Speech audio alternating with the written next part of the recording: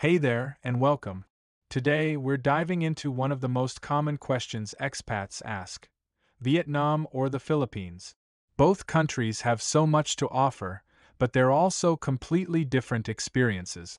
From the rhythm of daily life to dating, food, culture, and challenges, I'll walk you through what it's really like living in each place. This isn't just a list. It's an honest, story driven look at what matters when you're thinking about making one of these places your new home. Let's get into it. If you're someone who's spent any real time living abroad, you know the decision to settle in one country over another is never black and white. It isn't just about cost of living or beaches or even dating. It's about the way a place makes you feel. The little things that start to matter more than you'd expect.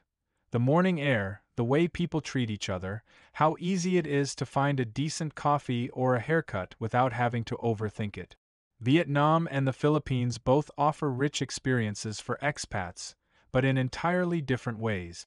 These aren't just destinations.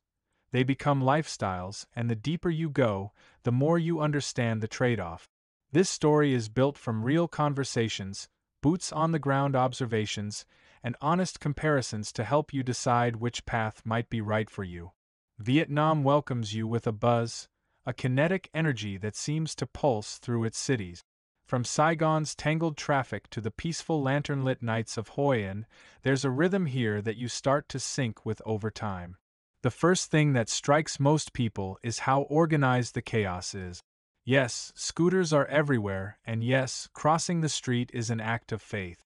But beneath that, there's order, rules, efficiency, even. And then there's the coffee. Not the Starbucks kind, but something more grounded, robust, sweetened with condensed milk, and brewed with care. Sitting on a tiny plastic stool on a Saigon sidewalk, sipping Tsa Phi Sueda, you get the sense that life isn't meant to be rushed. People pass by, some stare, some smile. You're not quite invisible, but you're not the main character either. It's a nice feeling. Daily life in Vietnam for an expat is surprisingly smooth once you crack the code. You learn which wet market has the freshest fruit, where to get a good haircut for under $3, how to use Grab to get across town without getting fleeced. You discover the alleyway noodle shop that nails the perfect bowl of pho every time. It becomes your spot. Routine emerges. You stop being a visitor and start being a resident. English is limited, especially outside the expat-heavy areas like Da Nang or District 2 in Saigon. But people are patient.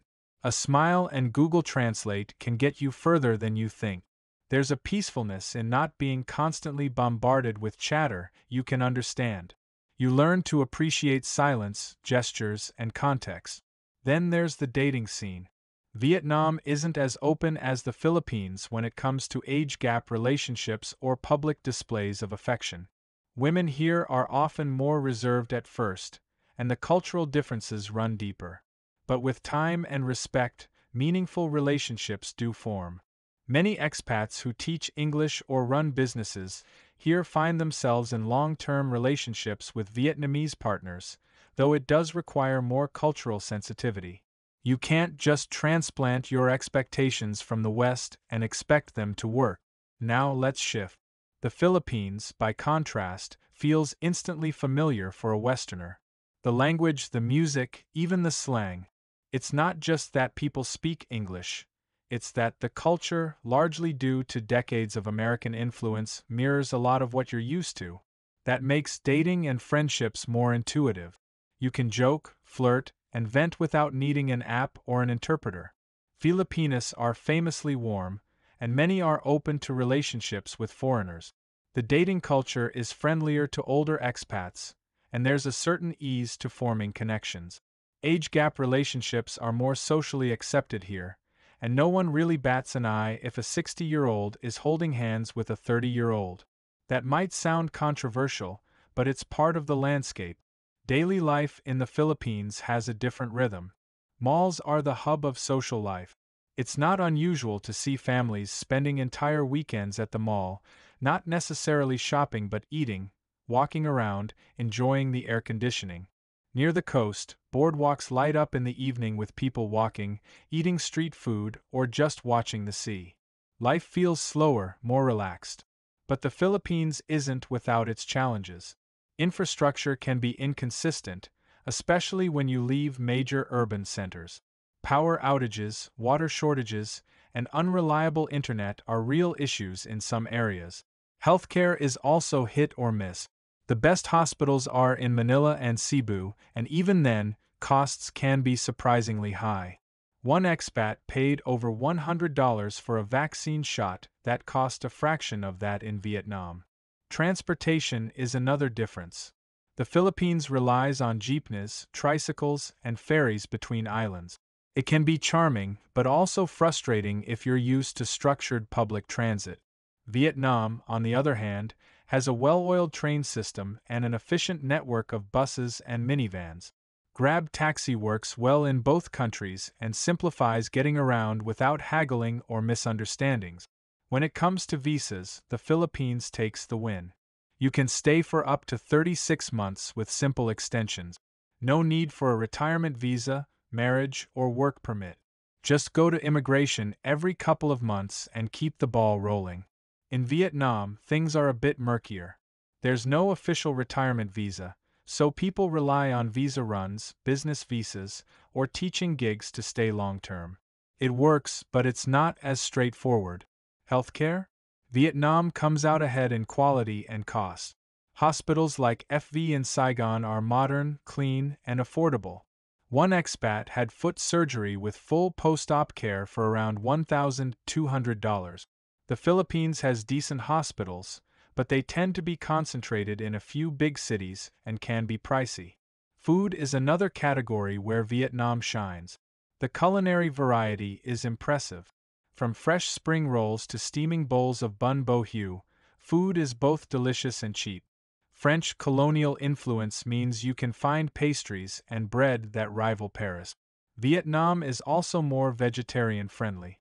Meanwhile, in the Philippines, the local cuisine is heavier on fried foods and stews. There are gems like adobo and sinigang, but it lacks the same depth and range. Still, what the Philippines lacks in culinary finesse, it makes up for in warmth and community.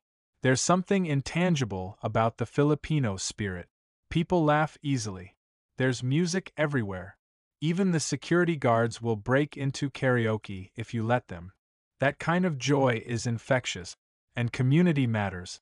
The Philippines has a more visible expat population, especially retirees. Dumaguete, Cebu, Makati, and Angeles are expat hotspot. It's easier to meet people who understand your situation, and there's comfort in that.